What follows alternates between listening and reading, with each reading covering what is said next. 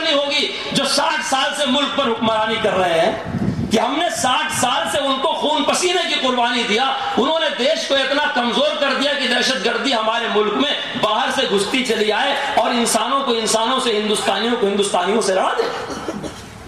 اس لیے میرے دوستو اس کو سمجھنا ہوگا. یہ حقیقت کیا ہے؟ حقیقت یہ ہے، آپ جب غور کریں گے، دنیا میں 2 سپر طاقتیں تھیں، ایک رشیا کی اور ایک امریکہ کی. رشیا ہر ایک بات میں امریکہ کے مخالف تلتا تھا اور آپ جانتے ہیں زمانے تک دونوں کی ٹکر ہوتی رہی. امریکہ نے رشیا کو توڑنے کے لیے، چونکہ رشیا بلاک میں مسلمانوں کی بڑی تعداد بستی تھی، امریکہ نے اپنی سمجھی بوجھی سازش کے تحت پوری دنیا کی دولت پر قبضہ کرنے کے لیے اور آزاد قوموں کو پھر اپنا غلام بنانے کے لیے، جس کا تجربہ پہلے انگلستان اور برطانیہ کر چکا تھا کہ خود اس نے ہمارے ملک کو 150 سال تک غلام بنا کر کے رکھا تھا، ان لوگوں نے دنیا کی آزاد قوموں کو پھر سے غلام بنانے کے لیے اور پھر سے پوری دنیا پر اپنے سکے اور حکومت کو چلانے کے لیے وہاں کے باشندوں کو، وہاں کے حکمراں طبقے سے لڑوا دیا. جب تک یہ رشیا کے خلاف لڑتے رہے تب تک امریکہ مجاہدین کہتا رہا ان کو. میں بار بار یہ پوچھتا ہوں کہ راتوں رات اتنا انقلاب کیسے آ گیا کہ جن جبے والوں نے، داڑھی والوں نے، امامہ والوں نے رشیا سے ٹکر لیا، رشیا کو توڑ دیا، کل تک امریکہ نے انہیں ہتھیار سپلائی کیا، انہیں ڈالر سپلائی کیا، ان کی سرپرستی کیا، ان کو اچھے اچھے ایوارڈ امریکہ بلا کر کے دیا، سارے ریکارڈ موجود ہیں. راتوں رات کیا ہوا کہ رشیا کے ٹوٹ جانے کے بعد وہی دہشت گرد اور ٹیررسٹ ہو گئے، وہی آتنکوادی ہو گئے، وہی اگروادی ہو گئے. آپ کو اسے سمجھنا ہوگا. اور جب تک ہمارا پڑھا لکھا طبقہ ہندوستان کا میرے دوستو ان حقیقتوں کو نہیں سمجھے گا، دہشت گردی کے سلسلے میں وہ کوئی واضح تصور قائم نہیں کر پائے گا. ہوا کیا؟ ہوا یہ کہ امریکہ کے توسیع پسند راستے میں رشیا آڑے تھا، وہ حائل تھا. رشیا کو توڑ دینے کے بعد اب پورے دنیا میں اگر امریکہ کی مد مقابل کوئی قوم ہے تو وہ مسلمان ہیں. اگر پیٹرول کہیں پیدا ہوتا ہے تو عراق میں پیدا ہوتا ہے، سعودی عرب میں پیدا ہوتا ہے، کویت میں پیدا ہوتا ہے. امریکہ کی ایک بہت بڑی ضرورت ہے، برطانیہ کی ایک بہت بڑی ضرورت. میرے دوستو یہ پیٹرول حاصل کرنے کی جنگ ہے جو دہشت گردی کے نام سے دنیا پہ چلائی جا رہی ہے. سن 1918 میں غالباً، سن 1836 میں غالباً سب سے پہلی کانفرنس ہوئی ہے جس میں یہ طے کیا جانا تھا کہ دہشت گردی کسے کہتے ہیں. دہشت گردی کے نام سے جو کتابیں چھپی ہیں، آپ مغربی ویب سائٹ کبھی اوپن کریں، آپ کو دہشت گردی کی 100 تعریفیں ملیں گی. یعنی ہر ظالم قوم نے اپنے مقصد کو حاصل کرنے کے لیے مظلوم قوم کا نام لے کر کے اس پر دہشت گردی کا الزام لگا دیا. دہشت گردی کی ایسی کوئی تعریف آپ کو نہیں ملے گی جو اس کا صحیح مصداق ہو. ان کے راستے میں جہاں جو روڑا ہے، ان ظالم طاقتوں نے مظلوموں کو دہشت گرد کہہ دیا. میں آپ سے پوچھتا ہوں، بیلگام ایک پڑھی لکھی جگہ ہے، الحمدللہ بھائی چارہ یہاں قائم ہے اور ایک زندہ جگہ ہے. جب دارالعلوم دیوبند نے پیغام دیا کہ اس مضمون پہ برادران وطن کے ساتھ مل کر کے دہشت گردی کے خلاف لڑائی لڑنی ہے، تو بیلگام نے ہی سب سے پہلے الحمدللہ لگام سنبھالی ہے اس کام کی کہ ہم دہشت گردی کے خلاف کھڑے ہوں گے. آپ اس بات کو محسوس کریں، اسرائیل کا وجود سرزمین اسلام میں یہ سب سے بڑی دہشت گردی ہے.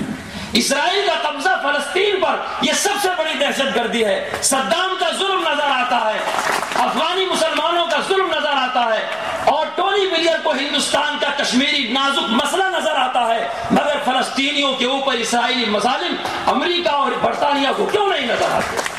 صدام نے 1-2 تجویزیں اور ریزولوشن اقوام متحدہ کا ٹھکرایا ہوگا. کشمیر تو ایسا مسئلہ ہے ہی نہیں ہے میرے دوستو جو عالمی پیمانے پر رکھا جائے. کشمیر کل بھی ہندوستانیوں کا تھا، آج بھی ہندوستانیوں کا ہے اور آئندہ کل بھی ہندوستانیوں کا رہے گا.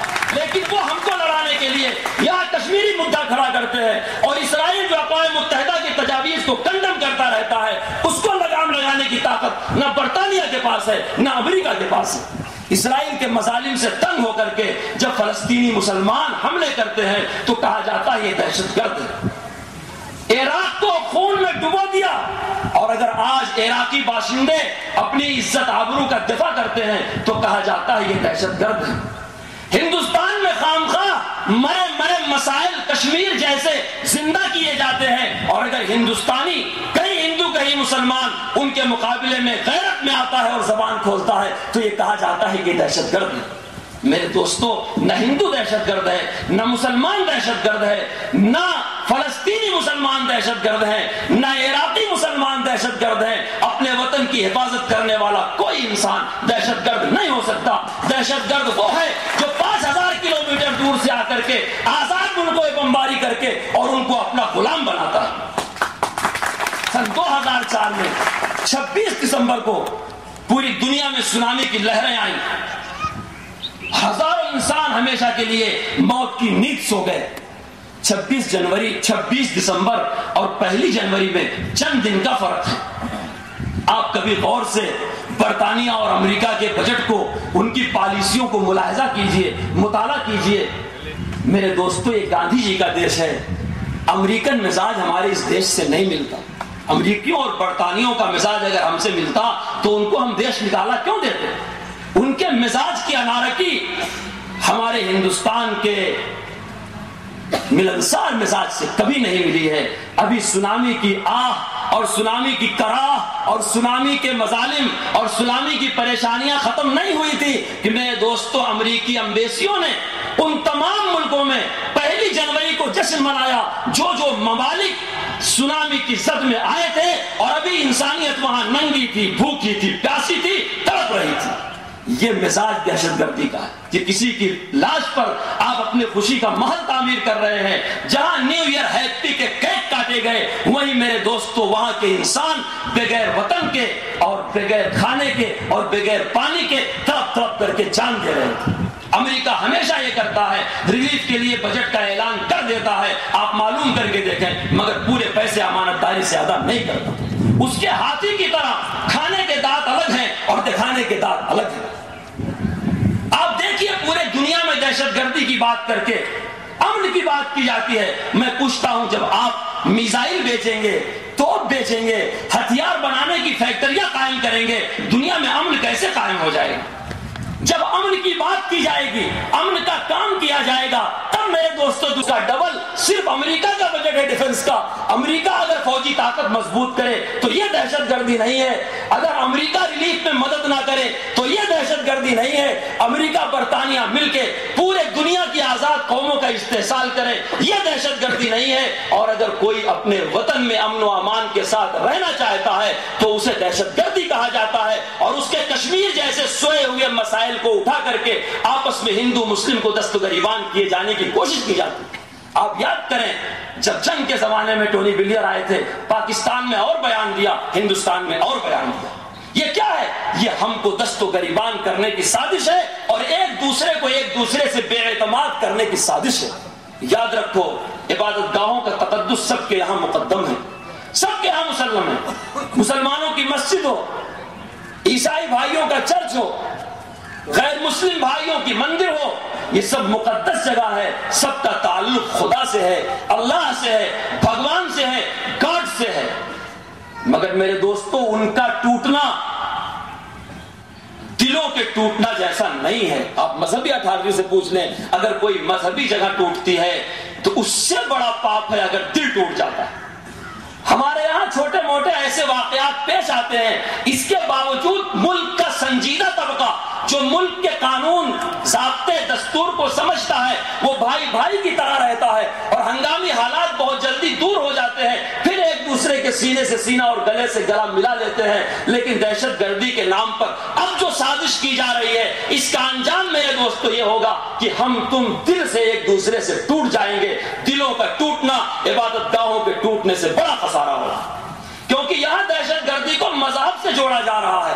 اسلام دہشت گردی کی تعلیم کیسے دے سکتا ہے؟ آپ بتائیے، جس میں ایک انسان کے قتل کو پورے انسانیت کے قتل کے برابر کہا گیا، جس میں غیر مذہب والوں سے بھی عہد باندھے گئے عہد کو پورا کرنے کی تعلیم دی گئی، جس میں ہرے درخت کے کاٹنے سے، چرندوں پرند کے گھونسلے کو اجاڑنے سے، حتیٰ کہ پرندوں کے انڈے بچے والے پھوڑنے سے، کہاں تک اسلام اسلام کی تعلیم گنائی جائے، میرے دوستو جہاں یہ ساری واضح تعلیمات موجود ہوں اور ان تعلیمات کو 1000 سال سے زیادہ سے برادران وطن دیکھتے ہوں، میرے دوستو وہ کیسے یقین کر لیتے ہیں کہ اسلام دہشت گردی کی تعلیم دیتا ہے اور مسلمان دہشت گرد ہیں؟ اس لیے ہم کو سمجھنا ہوگا کہ دہشت گردی بنیادی طور پر ہندوستان کا مسئلہ نہیں ہے میرے دوستو، دہشت گردی بنیادی طور پر یہ یورپی اقوام کا مسئلہ ہے۔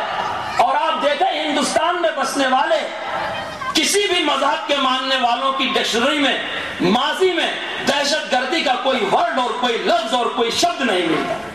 اسلام کی ڈکشنری، اسلام کی لغت میں دہشت گردی نام کا کوئی شبد اور کوئی لفظ اور کوئی ورڈ ہی نہیں۔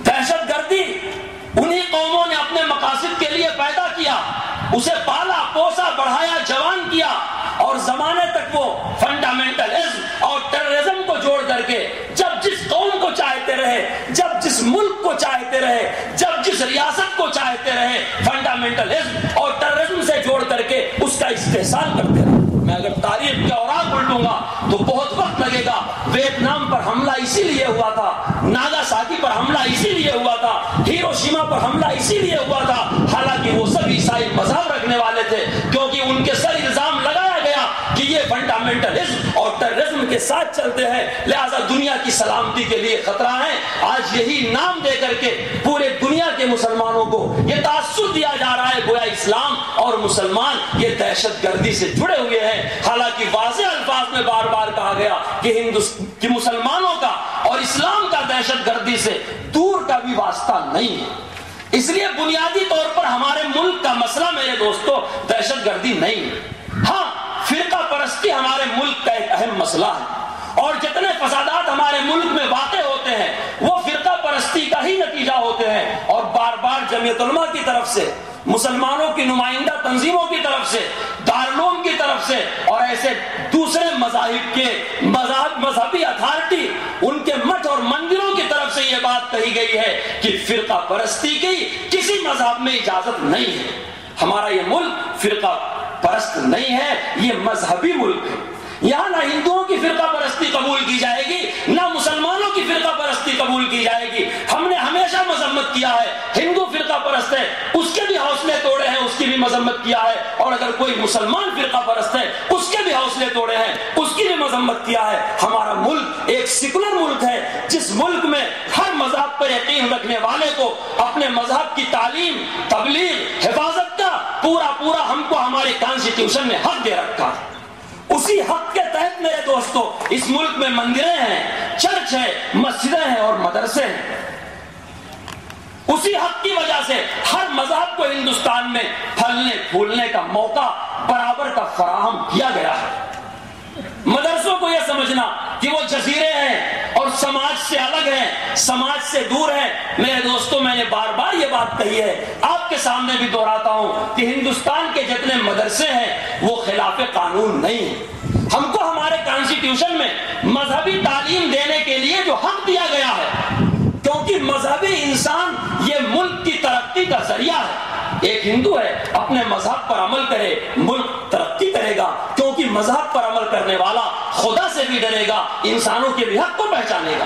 ایک مسلمان ہے، اپنے مذہب پر عمل کرے، کیونکہ مذہب پہ عمل کرنے والا خدا کا بھی حق ادا کرے گا، بندوں کا بھی حق ادا کرے گا۔ جو مذہب کا مخالف ہوتا ہے وہ میرے دوستو خدا کی بھی نہیں مانتا اور انسانوں کے اوپر بھی وہ ظلم کرتا۔ اس کے تحت خالی مسلمان نہیں، ہندوستان کے سارے مذہبوں کو ہمارے کانسٹیٹیوشن میں مکمل آزادی دی گئی ہے۔